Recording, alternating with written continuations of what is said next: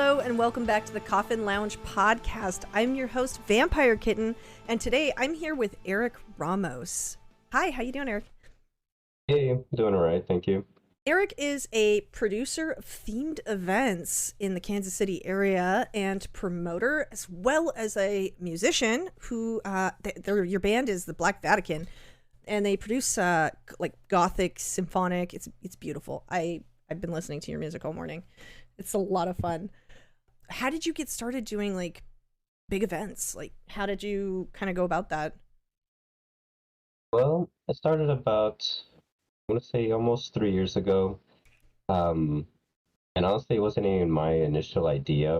Around the time, I was barely getting involved with the alternative scenes here in Kansas City, and it was fun to be in and such. It is fun to be in, but um, then I started having ideas like, well, I want to throw events like this, but they don't exist. I want to go to events and parties like this or that, but they don't exist. So me and a friend at the time were like, let's just let's make our own then.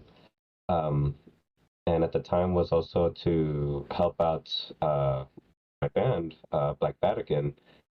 But it then started changing into a more of a like, well, I wanted to just solely help out the band, even though it could always do so. I wanted to just make events for everyone else. I'll worry about my band business later. Um, so then it started changing themes. So now we hit on more like we would call it like the lighter alternative scenes.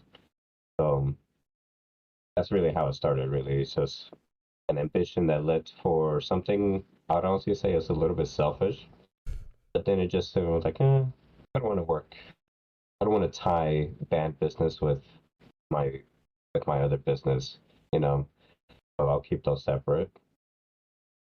So when you say that you have different alternative kind of groups coming to your events, I noticed, so you have an anime night, you've had, I think you did Cat Girl, Halloween, I think you've done a Vocaloid, if I remember correctly. You've done all sorts of, Mm-hmm. what are some of your favorite themes? Favorite themes would have to be definitely would have to be the Vocaloid nights. Those are fun, and the Cat Girl or the Nico nights is what we call them.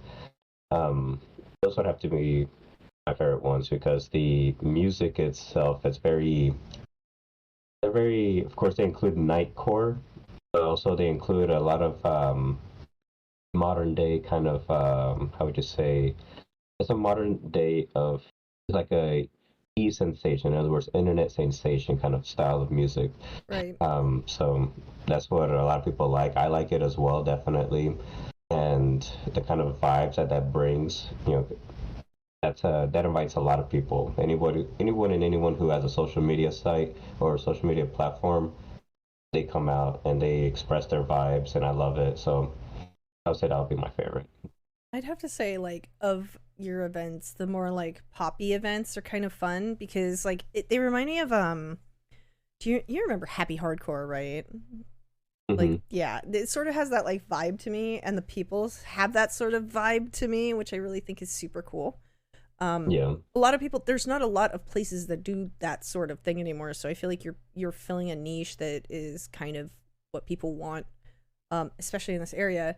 So you kind of decided that your entertainment sort of production thing has kind of taken the forefront of everything. Um, so are you planning on doing like darker events, or is it just going to be more like the anime, the cat girl, all that sort of stuff? Are you going to continue down that path? Oh yes, we'll definitely hit on the darker scenes for sure. Um, it's something that's been in our minds for a while, and it's almost somewhat inevitable. Um, we do like the lighter alternatives and such, the lighter alternative scenes, but the darker alternatives is something that's honestly like me and half of my crew grew up with. Honestly, let's be honest, like how we mentioned earlier, I am in a gothic symphonic metal band, so it's gonna happen. I love that kind of aesthetic. I love the style. I love the culture. I love the fashion. I love everything about it. So we do already have a couple of things in mind and a couple of places in mind as well to um, create the best events for it. So right now it's a matter of some negotiations with some venue owners. Yeah, of course. I mean, there's always that going on in the like behind the scenes. People don't realize how much work it actually takes to like run an event. Hmm. I think it's really cool that you're kind of trying to cater to every little sort of alt scene. This podcast is, I want to kind of highlight a lot of the various alt cultures, alt scenes, not just like goth or like dark scenes. I want to highlight, professional cosplayers and people that play board games for a living, that sort of thing. So I think it's really cool that like you kind of touch on things that aren't necessarily like most of those genres don't cross over very often. And what you've done is you've taken all of these genres and you've crossed them over, and people just come and they enjoy them whether or not they're like into them, which I think is kind of awesome. So what are some of your favorite, I guess if we had to like dissect the communities, what are some of your favorite like alternative communities, like music genres and lifestyles and I guess fashion, because that's a big part of it nowadays? Mhm. I would definitely have to say, of course, you have the anime community, the anime cosplay community. Personally, I'm not a cosplayer myself. Some people will call me a poser for that, but I don't care. But I always appreciate like the effort that people put into with their cosplays. Now, I'm always the type that would appreciate any kind of like motive or will to accomplish something. So if I see someone accomplish anything, whether it's a small goal or a long one, even including creating a cosplay, the perfect cosplay for themselves. That is something I like to see, and that's something I always appreciate. So definitely like the cosplay and anime community. I definitely like the darker alternative, the goth scene and such. I've always let's just be upfront. Halloween's always been my favorite holiday I forever. mean, So yeah. um, yeah, so it explains a lot. I always liked how they bring about the beauty in the darkness. That's why I like to define goth. And I think that's maybe like a very general definition of it. Finding the beauty in the darkness, and that's what the goth scene likes to do. Everyone dresses up dark, spooky, scary to some. At the same time, they look badass doing it. So, Right, there's so many different subgenres of goth. I think it's really interesting that how many new ones have come out. How do you actually, I have a question for you. It's kind of drama. oh boy. um in the last few years, there's e-girls, right? You know what e-girls are, obviously. How do you feel about the e-girl aesthetic basically being just like pastel goth? I mean, Because that's, I mean, if you break it down, that's what it is. It's just pastel light yeah. goth.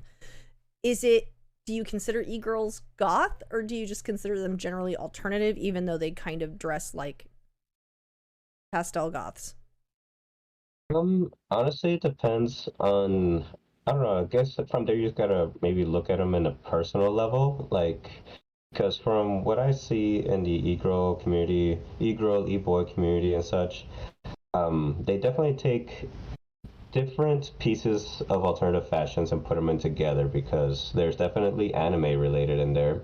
Oh yeah. You see a lot of, yeah, you see a lot of e-girls with the cat ears and such, the collars. Um, but then with the collars and such, that can also be transferred to a little bit of goth in there. So they add a little bit of goth in there to put some spikes on their collars if need be, fishnets. And they also add a bit of the rave kind of style in there. That's true. So I don't know, maybe e-girls is, or the e-girl fashion, like, we could just call it e-fashion maybe.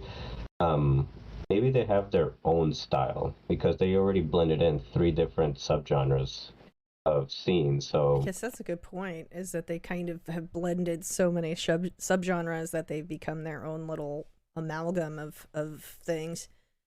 Okay, hmm that's an and interesting take. yeah, and it's kind of like saying like cyber goths. It could be considered like its own thing in a sense because they do have a shit ton of rave, True. rave attire. They have a lot of goth attire, and they also have like a bit of steampunk and a little bit of regular punk.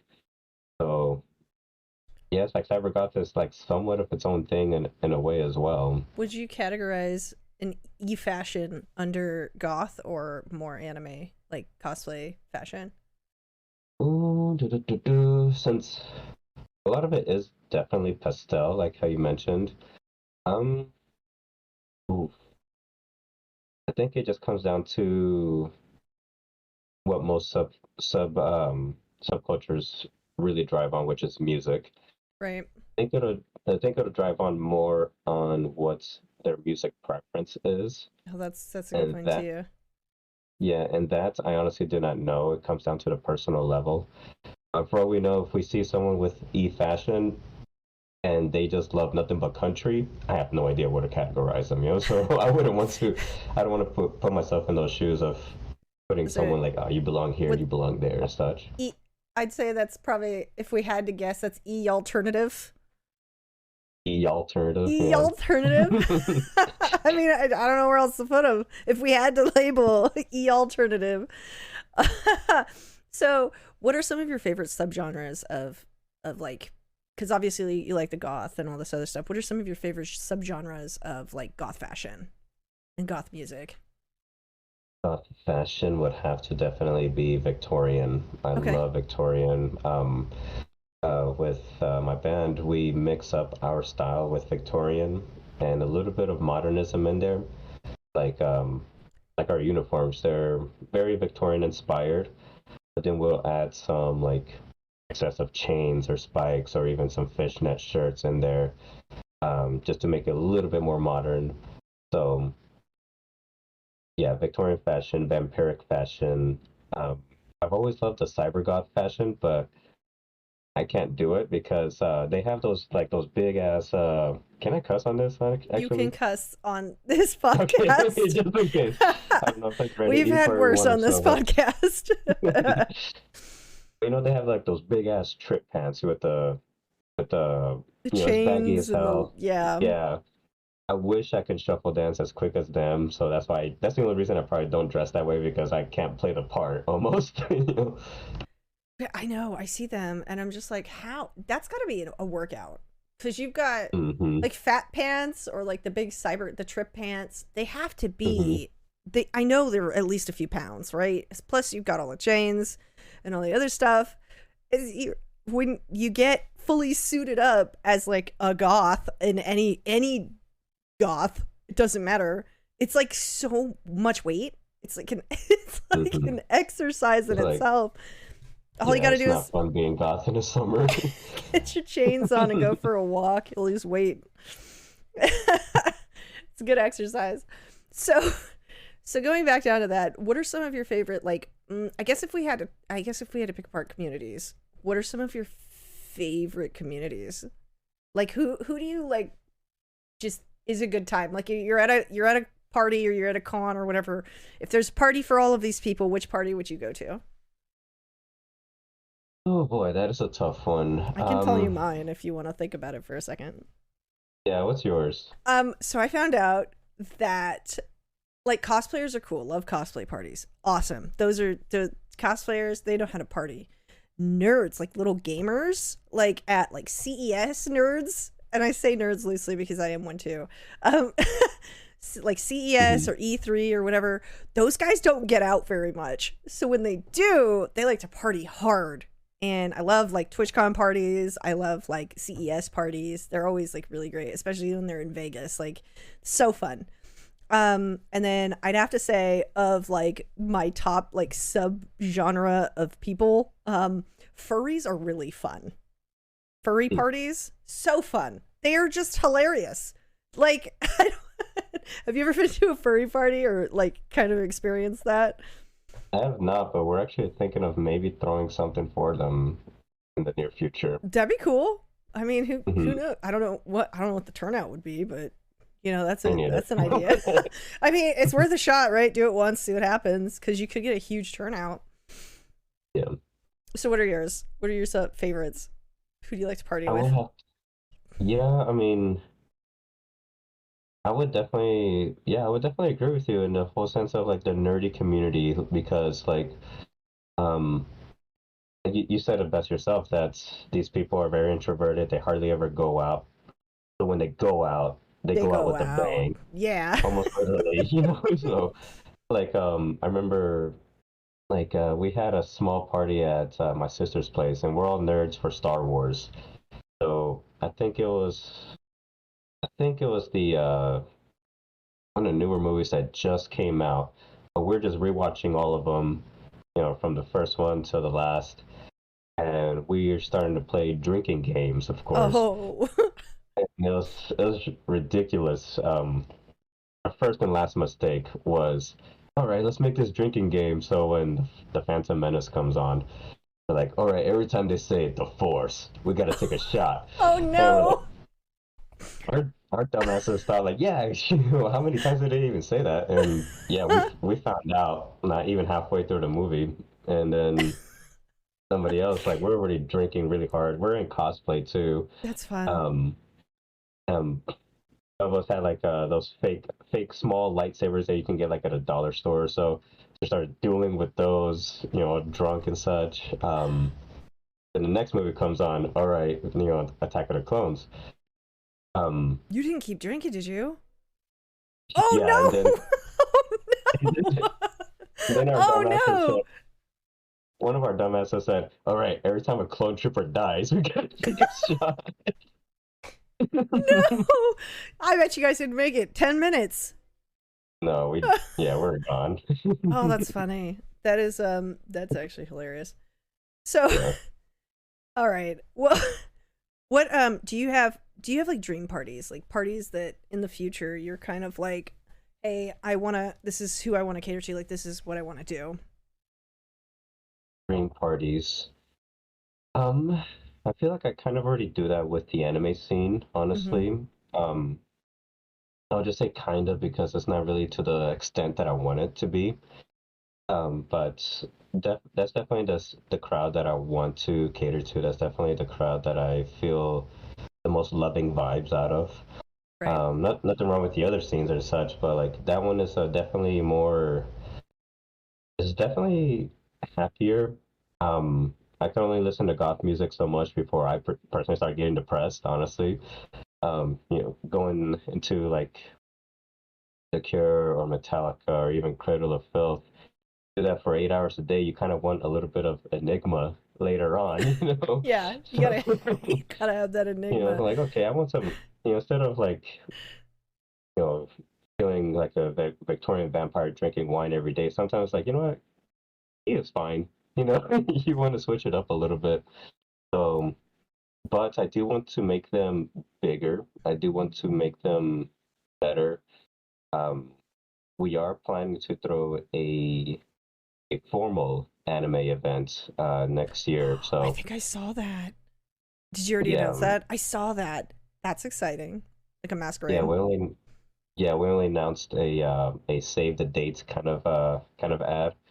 So That'll be cool. we're we're really excited for that. We want to blow it out of the water. I mean, people have been asking us to do a formal event for a long while now, and we finally got the funds for it. We finally have um, the performers who are willing to go for it, to help us out with it. So here goes nothing. Yeah, that'll be exciting. Mhm.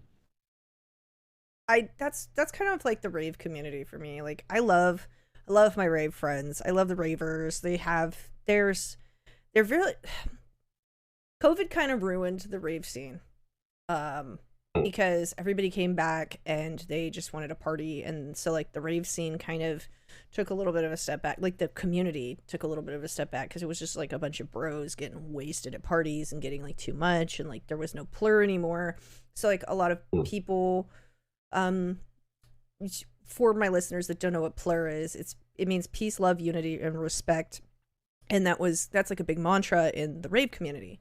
So after COVID, the rave community kind of, like the community behind it, the plur community, sort of took a little bit of a step back because they were tired of going to festivals where people were just being dicks. They were just like constantly just like being like starting fights, causing problems and stuff. So like people have been kind of going a little bit more underground lately, and that's why, like, I love the goth community. I love goth music. I love goth lifestyle, you know, fashion. But at the end of the day, I'm gonna be like I'm like a spooky little raver at heart, because I just love that community so much. They're so positive, they're so welcoming, they're fun. The craziest shit happens at raves, and I love that sporadic sort of, like, somebody dresses as a dinosaur, and then there's like a, I don't know, a Jurassic Park, you know, conga line going on through the entire, like, festival grounds, where people all have fans and they're just like this in a line, and they're just following this guy dressed as a dinosaur, and he's got like a whistle, and it's like a party, and like just the most sporadic things like that happen at raves.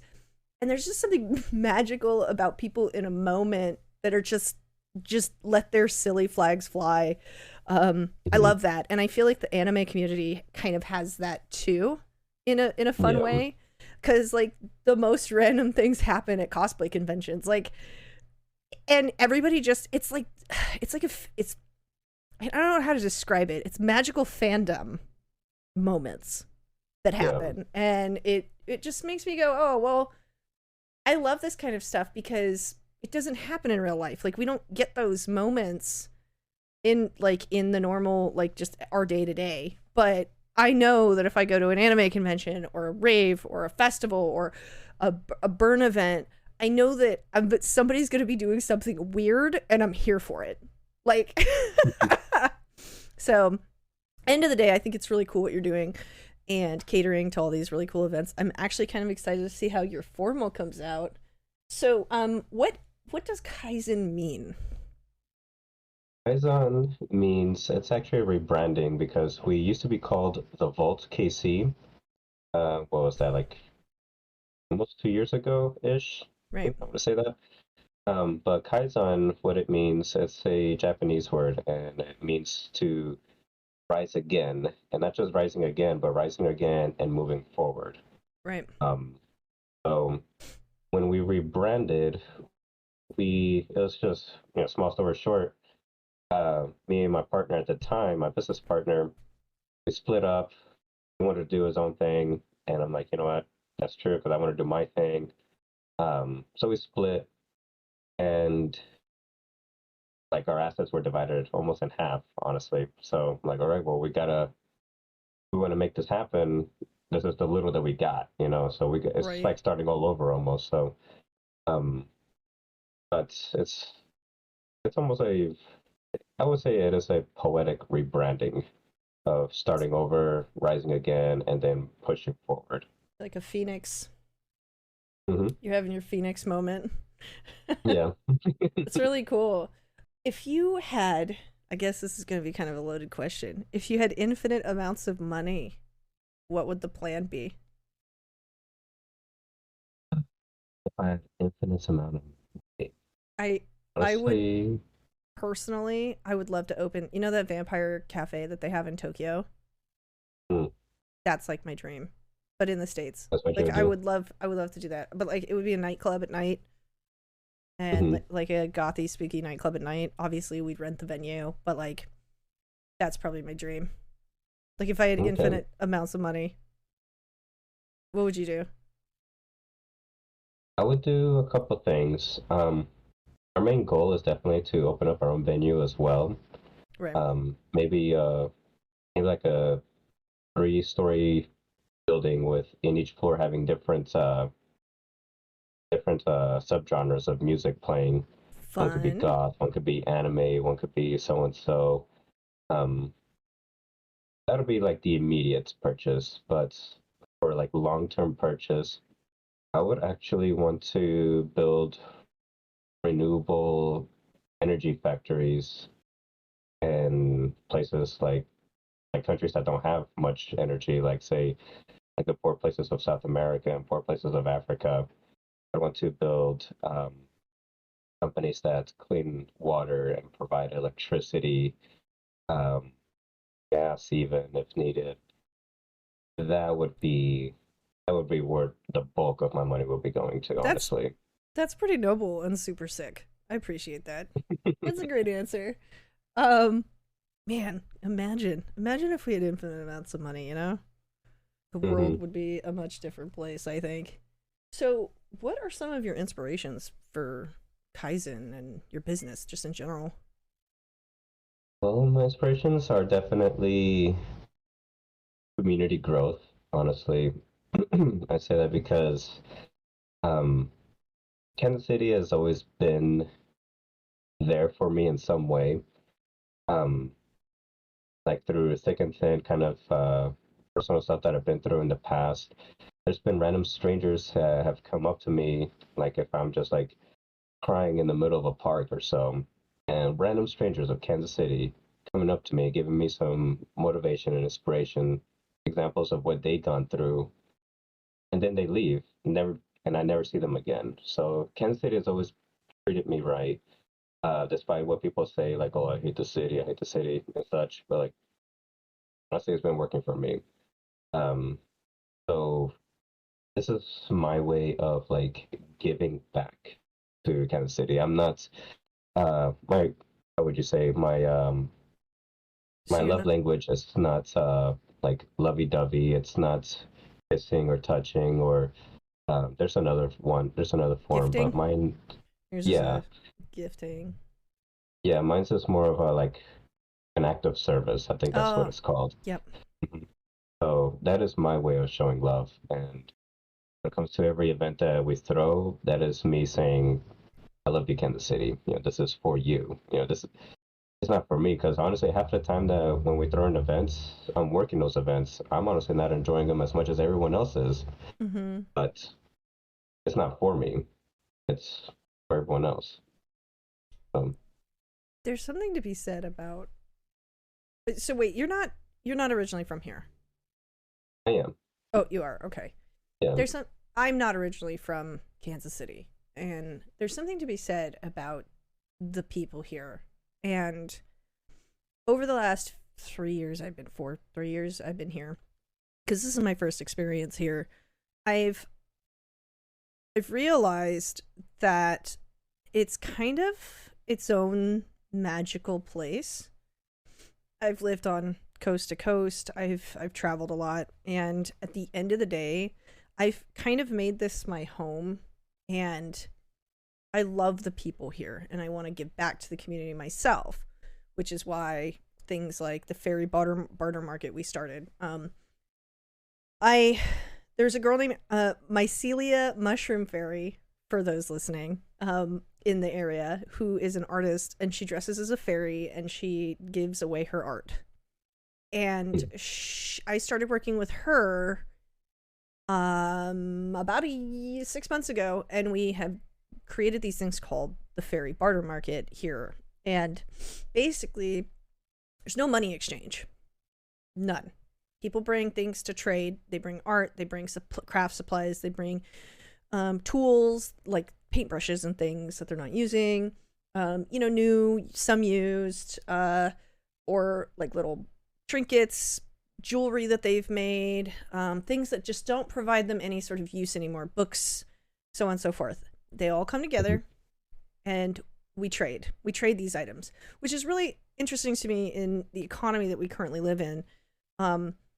It's a free event, but at the end of the day, it is it's like a big deal to people to not have to pay for things, that they can go, like, I'll trade some craft supplies that I'm not using that I ended up picking up, and I'm like, I don't like these anymore, and I'm not going to use them, so let me pass them along, like, let me give them somebody else can give them a home, and somebody else can use these things.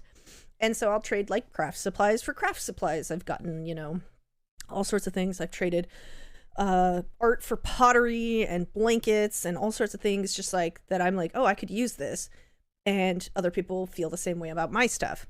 So Mhm. our bar is closing after the first of the year, which is really a bummer. And Mycelia and I would like to keep this community, because it's a community event. Like, we want to keep this thing alive.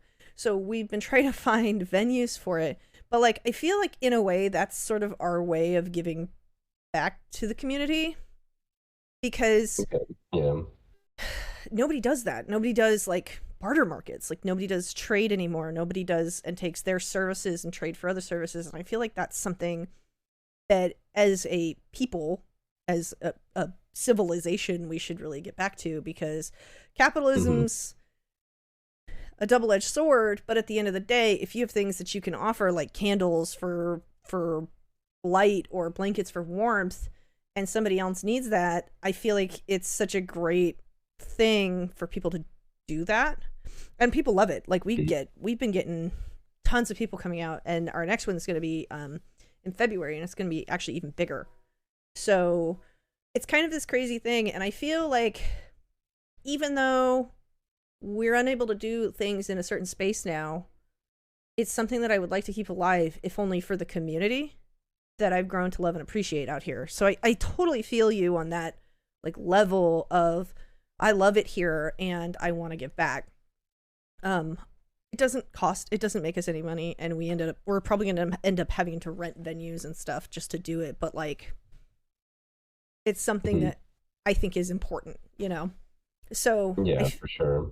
I feel that. And there are a lot of things about living here that I've realized, like, people are nice. They're genuinely actually still nice here, and that's cool. People are giving, they're warm. I mean, it's not perfect. No place is perfect, but I feel like I'm home for the first time in a very, very long time, because I have moved so much. So, I mean, if there's something to be said, it's pretty magical. So I understand wanting to give back to it as much as you possibly can. If you could give more just to your community, like, I feel like that's an important conversation people don't necessarily have. Like, how can I give back to my community? What would you do? Like, if you could give more to the community as a whole. If I could give more to the community, I would definitely. And it's kind of, I guess this kind of goes back to a secondary answer for your question of what would I do if I had an endless amount of money. Right. I would definitely open up more businesses. It could be a number of different kind of businesses, from marketing firms to even, I could, clinics. I'd want to open up more things, not just those things that can actually help out the community, but at the same time, give them jobs and such. So, and well-paying jobs, not just, the 12, 15 an hour kind of bullshit jobs. Right. That's what I would really want to do, is open up as many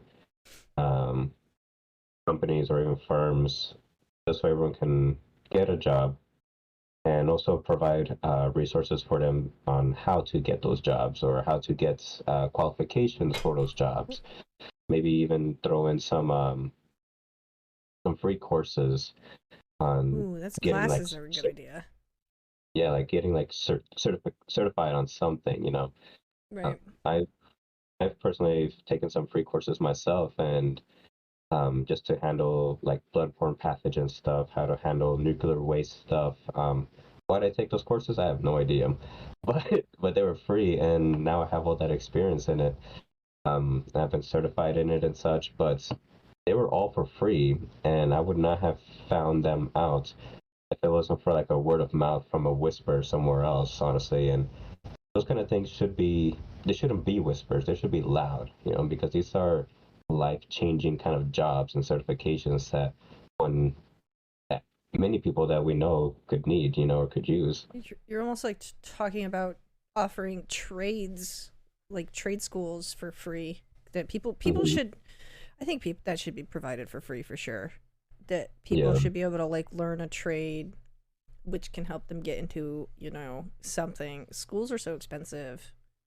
And, like, offering a free trade, like, I do craft nights sometimes with my store.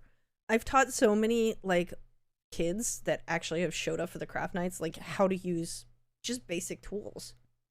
And, like, that to me means so much, because that kid is going to take that experience and apply it somewhere else. And I'm like, I taught them that. Like, I gave them those tools to do other things and succeed in that department. So, like, I think that's important. I think that's a really good giving back to your community thing, is like teaching people things. What inspired you? Okay, so now you've got the Kaizen sort of thing. You've got your clubs and you're giving back to the community as much as you can, and you're doing all these really interesting things, and you're touching on all these alternative scenes that don't necessarily like get a lot of attention sometimes, especially in the Midwest of all places. So that's super cool. What sort of inspired you on the other side of that? What sort of inspired you to kind of start Black Vatican? Like, obviously that was before all of the other stuff. What brought you to that point? Well, Black Vatican, that story is definitely a much more serious story. It started off when I was like 20 years old, so like roughly 10 years ago, almost 11. Um, and that was one, I didn't like the music that I heard every day on the radio stations, so I got really bored off of that. So I'm like, I want to make my own music now. So that was one of the inspirations, honestly. It's just boredom out of what I'm hearing. The other was because I wanted to express my voice a bit better, um, and in a darker way, honestly. Because, everyone's gone through shit, and I have my encyclopedia's worth of shit that I've gone through. And I wanted to express that in my own voice with music, something that I know how to do and such.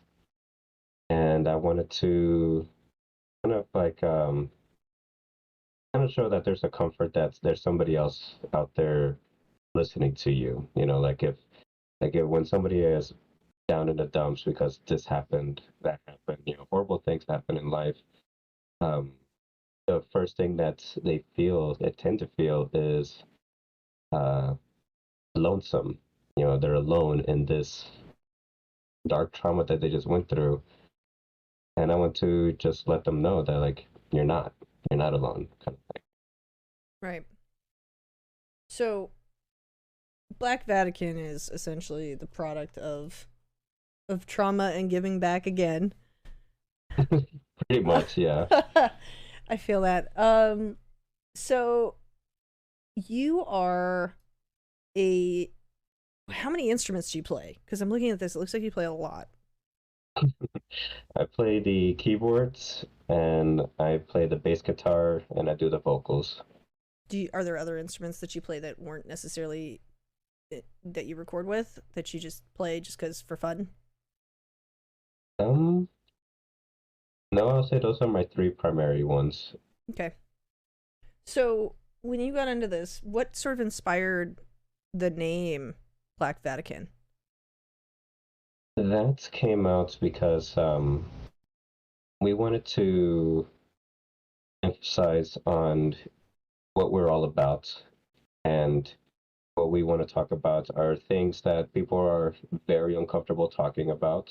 So yeah, we are hitting on people's nerves. We are hitting on people's shadows. We're hitting on the shadows of everyone else around them and such. And what a lot of people tend to do is like sweep it under the rug kind of thing. And honestly, the very first group of people, I want to say group of people, but organization that comes to mind that does that notoriously would be the Vatican. So, we can't hide those accusations of what they do to people, So, Right. so that's the very first name that came to mind was the Vatican. They tend to do that. Well, what's the dark side of the Vatican? A Black Vatican. And that's where it came out, honestly. That's how the name developed. So you, how long has your band been in existence? Proper existence would have to be, because we're just a thought, like 10 years ago. I would say we existed for maybe, let's say 6 to 7 years. You have a fair amount of music. Are you gonna be releasing any new stuff soon? We've released almost everything that we needed to for now, so we can start preparing for tours and shows throughout 2024. Um, but we do have a couple more songs in mind. We have like maybe two, maybe three more songs in mind that we want to release. Um, we've been getting a bit more creative with our style. Um, like our earlier, like our EP, they're definitely much more symphonic, definitely much more uh, intensely goth. Um, You can hear the and difference when you go from one to the other. There's Mhm. obviously like you've kind of evolved. So I guess when it comes down to all of this, you've obviously you really express yourself through the band. What sort of, I guess, growth have you had creating Black Vatican from then to now as a person? Like, what is this? How does this affect you? it's in a very deep level, honestly, because and it could also be somewhat heard through our music. Um, like the first EP, for example, would have a lot of inspiration. A lot the lyrics really talk about a lot of inspiration that there's hope, that there's something better out there. That's what a lot of the lyrics could be added up to, honestly. Same thing with the music and same thing with the atmosphere of it. The in their album was at the Arcana Lament album. That one was definitely much more aggressive. That one was actually that one actually shows that I was going through a time that I felt like there was no hope. That's reflecting like how the first EP was showing, hoping that there was something. The second one was more of like I feel like there is no hope. So our lyrics were definitely much more aggressive. Our beats, our rhythms, everything was definitely much more aggressive. Did you Um, start this before or after COVID? Because I feel this like that is before. has. Okay, so doing your music, what did you? I guess we kind of always touch on COVID because it was such a big rift in everybody's lives. Mhm. During COVID, what did you do? Did you make more music? Did you write? Did you kind of do your own thing? Like, what did you do? Well, when it was during COVID, yeah, I did work on some music.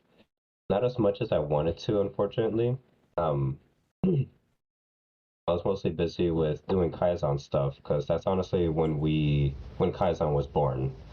Um, well, when at the time it was called the Vault KC, but that's when we started doing our thing with the vaults. So that really hindered a lot of things when it comes to music. But we did have a lot of ideas already in mind. Um, and we started evolving our sound around those ideas. We started So incorporating different genres into it. Sorry, what was that? were you during COVID? So you said you were starting the vault, which Hmm. developed into Kaizen. What I mean, everybody was under basically lockdown. So you were just making deals and talking to people for post COVID. Like we had no idea how long it was going to last. You were just doing it anyway. No, around the time, it wasn't for post-COVID, it was actually for during COVID. And a lot of people were telling us that's like the worst time to start such a business and such. Honestly, that was the best time to have ever started a business for us, at least, because our business is literally all about creating events and bringing in people to venues, promoting those venues and all that such. And So you kind of had your around, pick. yeah, and around COVID, a lot of people weren't going to venues. So those venues were actually reaching out to us as a service to like, hey, bring in people. And that's what we did throughout COVID. And that's how we got a reputation of being a reliable promotion company. So I would like to also take a moment to tell my listeners that the COVID that everyone experienced was very different. When I was Hmm. on the West Coast, we were under lockdown for almost 2 years. In the Midwest, it was like 6 to 10 months. It wasn't even Hmm. nearly as long. So, depending on your location of where you were for COVID, a lot of people were like, it seems like people were doing terrible things during COVID, but in reality, most of it was done for the Midwest before any other location, mostly because the Yeah. Midwest was over it. But like, I think people need to understand that just COVID restrictions were so much different depending on location of where people were. Oh So, yeah, and with the events that we threw during COVID, yeah, we did still have to follow the guidelines because we had guidelines here too, like right. the whole 6 feet apart, the whole mask mandates. Uh, there's sanitizers everywhere. So yeah, we played it safe, and of course we didn't encourage people to get out of their comfort zone in a sense of like their safety zone, I should say. Like if y'all ever felt like it's still too risky, like then we say like, all right, no worries, we'll see you once COVID restrictions are out. But Right. other than that, the events that we threw were definitely for those who respected each other's boundaries or respected each other's safety and security. That's something that we held up very top notch because that's the last thing we want anyone to do is get sick. Right. Um, and once the restrictions started lifting, of course the people started coming out more, and of course we always, even up to today, there's still some people out there who prefer to wear masks and such, and we're like, hey, go for it. Honestly, like you know you better than anyone else. So wear your mask if you want to. Um, it's encouraged to look out for yourself. So that's our high priority is everyone's safety. So Right. we played it by the rules no matter what. So once you got all that basically done, you then got to focus on Black Vatican as a Hmm. separate entity. So did COVID, I guess, change your mental? Did you get to like? How do I word this? Let me word this correctly.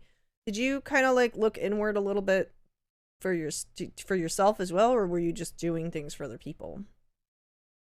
I was doing things mostly for other people. That's fortunately slash unfortunately. Fortunately because um, I was in the mindset that I can help other people and such, and I can do things for them. Right. Unfortunately, was because I didn't focus on myself when I should have. Um, because I wouldn't say COVID took a toll on me. Me, naturally, I'm an introvert, so being away from a lot of people for long periods of time was pretty nice for me, you know. Yeah. So, but around that same time, I was with some very I was with some very bad people, with a lot of toxicity and such, and very manipulative and almost abusive. And that is where I should have figured out what the red flags were. That is where I should have figured, like, I should focus on me. I've been doing things for others this whole time. I haven't really been focusing on myself. I haven't gotten rid of these bad apples in my life and my circle. Um, and it was making a toll on me.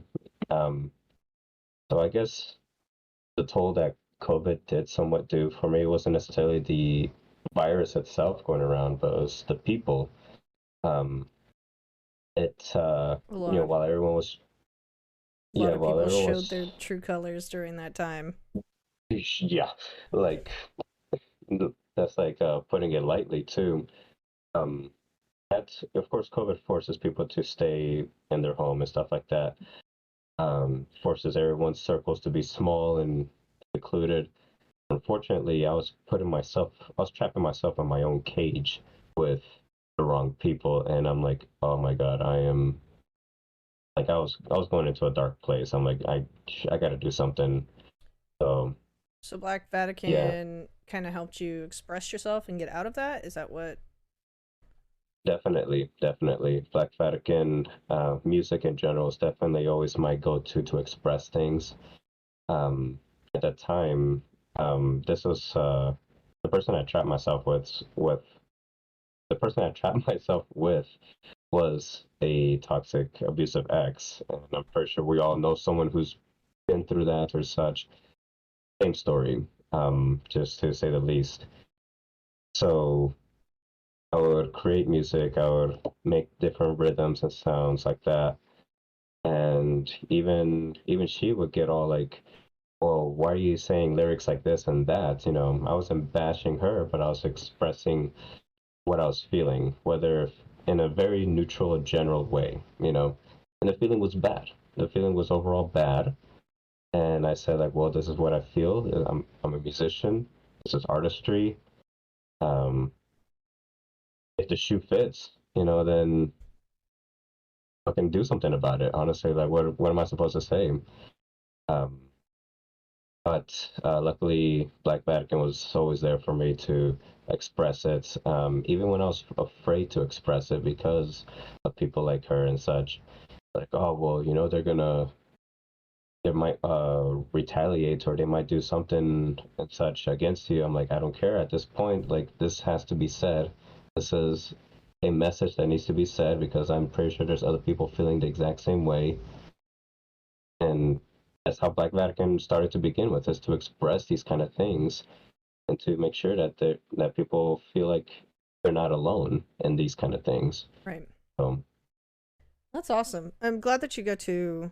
Well, I mean, obviously the relationship was not great, but it's a light that comes out of a darkness, right? So for sure. you use really shitty situations that a lot of us have gone through in our lives. We've grown from, and you can, as an artist, you can express yourself through your music with that darkness. And I mean, there are so many artists and musicians and just painters, everybody. A lot of them express that darkness in such unique and different ways. And I think it's really important. I think it's an important mental health thing in general to be able to express yourself in such a way that you're creating positive out of negative. I mean, most artists, that's what they do. They create a positive situation out of a negative situation. And I think that going back to COVID, I think because a lot of people had time on their hands, a lot of people had the opportunity to sort of grow as people. I always joke that COVID was the best and worst thing to happen in my life because it made me realize what I wanted wasn't what I had. And it sounds similar to your story in that eventually we kind of let go of old baggage and traumas and things that were not generating any sort of positivity in our lives and have grown as people. I feel like it's kind of like, do you ever hear the phrase "the age of Aquarius"?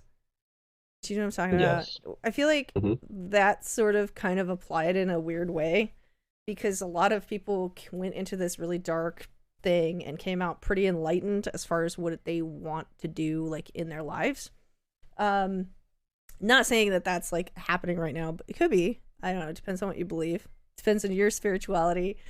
But I think it's interesting that we've all kind of realigned our goals in all at the same time. Like, that's kind of crazy, right? Like, we all decided, hey, right now, this is the time. Yeah. And I think life is too short to be miserable. And I'm glad that you got out of that, but I'm also glad that you poured that darkness into something positive because not a lot of people do that. That's really hard. So yeah, it's definitely and that kind of goes like with this whole saying. Let's go. It goes something like you can, and this relates a lot to our style of music. You can only ask for help for so much. You can only, you know, try to gently talk to people and ask for assistance for so long until your next preference is to scream. right. Do you think that you've now moved past that darkness in Black Vatican and now you're expressing something different? I would say so, for sure. Like, I would say I think it's the last of that darkness has been expressed with our last two, three songs that we released. Like, we put all our heart and soul into it. Like, so there shouldn't be anything left over of that life. But as far as for future music, not sure because if we have nothing to talk about, then I think mission accomplished. I think we can do something else. I don't know. Um, because I do know like our guitarist Cole, he has some things that he wants to talk about as well, and sometimes we'll take turns on like leading on the production of a song. I want to talk about this, and I'll feel like the rhythm or melody should sound like that. So I would lead the song, and he just plays along. Sometimes he would say the exact same thing, like, "Hey, I want to talk about this or that instead. So I want to lead it. I want to make the guitars like this. You just follow along as well." I'm like, okay. Um, I love that because it's like a so shared diary yeah, it or really like a is. shared journal of your journeys. That's pretty cool. I love that. Mhm, That's awesome. What are some of yeah. your favorite songs? Um, from other artists, No, I from would your say, of your songs of oh. this of Black Vatican. What are some of your favorite Black Vatican songs? Sorry, let me clarify. I mean, well, it's kind of hard to say because each song has a special place in our hearts. But that's just speaking as an artist. Right. Speaking as like if I didn't even have like if I was being part of Black Vatican and I was just some average Spotify listener just skimming through, I would have to say Lady of Dis. That was in our EP, and that was one of our very, very, very first songs that we even made. The cheapest equipment, the cheapest quality, everything was cheap about us. Even our clothes were cheap. We didn't have no good sense of fashion back then. um, but we made it work very well. I would say Lady of Dis and um, let's say I would say Dreams of Hecate. That's in our album of Arcana Lament. So you're on Spotify, right? So Yeah, people can listen to you on Spotify. Okay. I will put a link to your Spotify and all that other stuff in the description as always for the podcast. Um, what I guess what projects are you currently working on? currently right now we are working on one that's we're making it very waltz-like, kind of like the Vampiric Waltz song. Um, but this one's a bit different because we're gonna want to make it as how to describe it. Waltz songs, they go by like rhythms of threes, 1 2 3, 1 2 3. This one, it starts off in threes, but then it goes into fours, and it stays that way with the rhythm going in threes, but the beat is going in fours. Oh, We've only heard one musician do that successfully, and we just gotta like, okay, we want to try that too. It might suck, but if it worst case scenario, we can just switch it back to threes, keep the beat in threes and everything, and the song would uh that's flow interesting. smoothly. hmm So yeah, I would say, let's see, there we go. Um, One similar to, and it goes back to the song that I was actually going to highlight. It's Silence Neath Laughter. Okay. That one, that one, yeah, that one I threw everything out. Everything that was in my mind and my heart and my soul, I threw everything out in that song. So, That's the important one. um, yeah, Silence Neath Laughter. Okay. Um, and another project that we're working on is one that's actually cumbia related. Um, I'm Hispanic, Mexican background, and I grew up with cumbia music and all the other subgenres of Latino and Hispanic music. And I've always loved cumbia. So our next song is actually gonna have some strong elements of cumbia in it, That's cool. mixed with vampirism and goth style. So Oh, I'm here for it. I can't wait to hear it. It sounds cool. All right. So let's wrap this up a little bit. How what are you currently working on a bigger scale right now? What's next for Kaizen? What's next for you? What's next for just anything? the bigger scale would have to be expanding our resume with Kaizen. In other words, we'll be working with much bigger partners in the near future. we already do like a lot of pre-parties for conventions, but we're gonna maybe work with their own after parties and such. So we want to do that. We want to throw a bigger event, starting off with the waltz that's coming up in February. And for those listening, it is called Queen Serenity's Moonlight Waltz. It'll be on February 23rd. That should be the last Friday of February, if I'm not mistaken. Okay. So we want to throw more similar events like that. As far as for Black Vatican, we will be doing a couple more shows, and we'll also be, fingers crossed, we already have a promoter that works with us on the other side of the world. Go to Europe and tour over there because we already got some offers to do so. Thank you for listening, and thank you for your open mind, and hope to see you around KC. Thank you for joining us today on the Coffin Lounge podcast. Thank you for putting up with my short break. Actually, it was a long break. I promise we're back. I have lots of things to share with you, lots of guests to share. We are on iTunes, Spotify, YouTube, all the streaming platforms. Make sure you subscribe, you like the stuff, you make comments. That helps me and the algorithm. And I will see you on the next one. Thank you all for joining me so much. Have a good night. Yeah.